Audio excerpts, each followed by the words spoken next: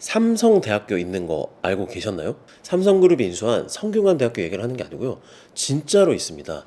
삼성대학교요. 정식 명칭은 삼성전자공과대학교인데요. 이 삼성그룹이 반도체 인재를 길러내기 위해서 만든 사내 대학교입니다. 이 학교를 넣으면 그동 수고하셨습니다 이걸로 끝나는 게 아니고 정식 학사 학위를 줍니다. 사내 대학교니까요. 자, 그래서 이게 입시 처리되면 제가 고3 엄마인데 우리 아이 어떻게 하면 삼성공대 들어갈 수 있나요? 라는 그 문의 전화가 굉장히 많이 온다는데요. 자, 근데 이제 삼성전자공과대학교 나오면 이제 학사 학위를 준다고 했잖아요. 그럼 석박사 학위도 받을 수 있을까요? 답은 아닙니다. 왜냐면 현재 우리나라 법으로 이 학사 학위를 주는 사내 대학교는 설립을 할 수 있지만 석박사 학위를 주는 사내 대학원은 설립할 수가 없었기 때문입니다. 그런데 이번에는 LG그룹이 나서서 이걸 해결을 했습니다. 정식 석박사 학위를 주는 세계 최초의 사내 대학원인 LG 인공지능대학원이 내년 9월 문을 열기 때문입니다. 내년 1월 첨단산업인재혁신특별법, 첨단인재법이라고 줄여서 부르는데요.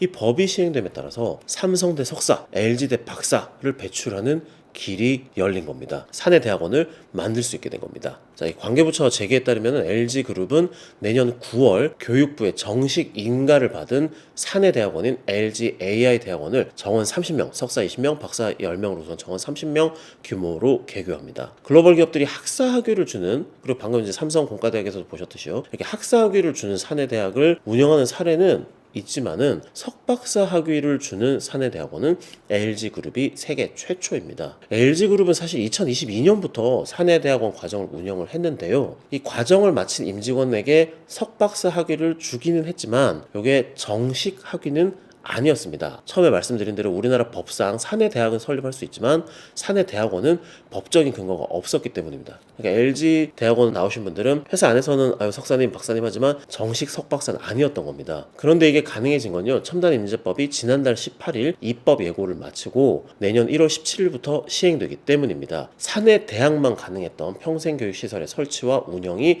사내 대학원으로 확대되기 때문입니다. 첨단인재법은 AI와 반도체, 모빌리티 같이 고도인재가 절실한 최첨단 산업에 즉시 전력감의 인재를 공급하고 기술 발전 속도에 맞춰서 기존 인력을 재교육, 리스쿨링이라고 하죠. 재교육하기 위해서 마련됐습니다. LG AI 대학원은 첨단인재법에 적용을 받는 첫 사내 대학원이 됩니다. 교육부 인가를 받은 대학원이기 때문에 정식 석박사 학위를 줄 수가 있습니다. 자, 이 학교 출신 석사가 MIT 박사과정에 도전을 하거나 LG AI 대학원 박사가 서울대 교수가 될 수 있는 겁니다. 정식 석박사니까요. 기존 대학원의 교원 임용 제도와 학생 선발 방식의 툴도 완전히 깼습니다. 우리나라에서 대학 교수가 되려면 총 10년 이상의 연구, 교육 경력이 필요합니다. 여기에 사실상 박사학위가 필수여서 대학 교수는 대부분 대학에서 쭉 전문 교육과의 길을 걸어온 학자들로 채워져 있었습니다. 교육 기저지 한계도 뚜렷했죠. 한 사립대 반도체학과 교수는 이 나노급 노광 장비의 경우에는 대당 가격이 수백억 원을 넘다 보니까 기업의 퇴역 설비를 기증받는 게 현실이라고 말하기도 했습니다. 첨단 산업 분야의 기술은 월이나 분기 단위로 발전을 하는데 대학원은 한두 세대 전의 지식을 가르칠 수밖에 없는 구조였던 거죠. 첨단인재법은 기술사나 기능장 자격을 갖고 있거나 대학을 안 나와도요, 아니면 석박사가 아니어도 해당 산업 분야에서 10년에서 13년 이상 종사한 전문 양성인이라면 사내 대학원의 교수가 될 수 있도록 했습니다. 대학원 가려면 제일 또 문제가 회사 마치고 멀리 있는 또 대학원을 가야 되잖아요. 그런데 사내 대학원은 회사 안에 위치한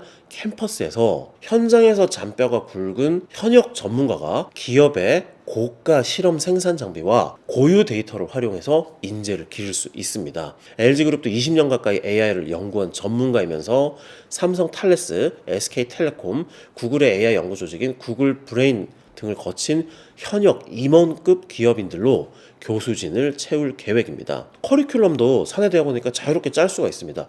그냥 반도체 대학, 반도체학과 이게 아니고요. 반도체 대학원이라면 낸드 플래시 전공, D램 전공, HBM 전공 등 특정 분야의 전문성을 가진 정말 회사가 꼭 필요로 하는 석박사를 배출할 수 있는 겁니다. 인재를 빨리 공급하기 위한 제도라고 말씀드렸잖아요. 그러니까 2년 걸리는 학사학위는 1년 만에 딸 수 있도록 했습니다.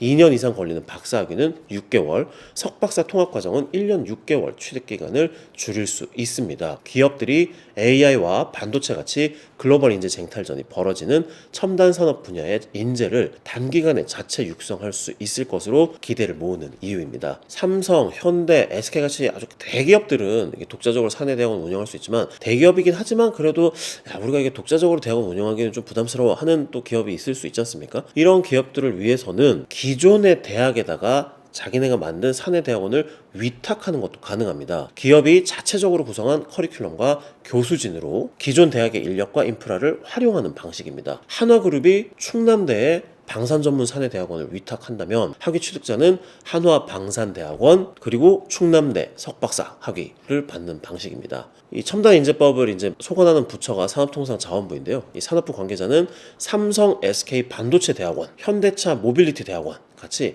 각 기업의 주력 사업에 특화한 사내대학원 설립이 가능해졌다. 인구 감소로 신입생 모집에 어려움을 겪는 지역 대학원과의 이 윈윈도 기대할 수 있다라고 말을 했습니다. 조금 전에 사내 대학이나 사내 대학원의 이제 목적이 인재를 첨단 인재를 공급하는 것도 있고 또 하나는 기존의 이 임직원들을 재교육하는 리스쿨링의 기능도 있다고 말씀을 드렸잖아요. 지금 주요국 정부와 기업은 이 산업 발전 속도에 맞춰서 근로자의 업무 능력을 업그레이드하는 재교육에 다들 공을 들이고 있습니다. 첨단 산업 분야 인재 쟁탈전이 갈수록 치열해지고 있잖아요. 그러다 보니까 새로운 인력을 확보하기보다 기존 직원을 차라리 재교육하는 편이 효율적이라고 판단을 해서입니다. 영국 정부는 2021년부터 25억 파운드, 우리 돈으로 약 3조 8천억 원인데요. 이만큼 이 거액을 투자해서 성인 재교육 프로그램을 운영하고 있습니다. 단순 근로자를 프로그래머나 엔지니어로 교육하는 정책입니다. 조 바이든 미국 대통령도 같은 해 3월 미국 고용 계획을 발표하고 환경 등 성장 분야 인재 개발에 1,000억 달러, 우리 돈으로 140조 원을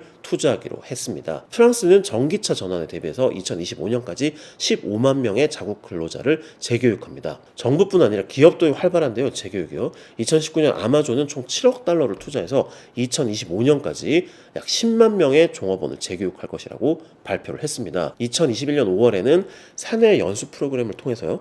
이 소프트웨어 개발 엔지니어 기술을 익힌 창고 작업원을 자사 클라우드 서비스인 AWS 같은 첨단 부서에 재배치했다고 발표하기도 했습니다. 말 그대로 이 재교육의 순기능이 잘 발휘가 된 거죠. 세계경제포럼 WEF는 디지털화 가속으로 2025년까지 8,500만 명의 고용이 줄어드는 대신 인공지능 전문가 등 9,700만 명의 고용이 창출될 것이라고 전망했습니다. 이 과정에서 재교육을 해서 근로자 생산성을 개선하면 세계 국내 총생산 GDP가 2030년까지 6조 5천억 달러 늘어날 것으로 내다봤습니다. 정효유의 산업경제 딱 10분.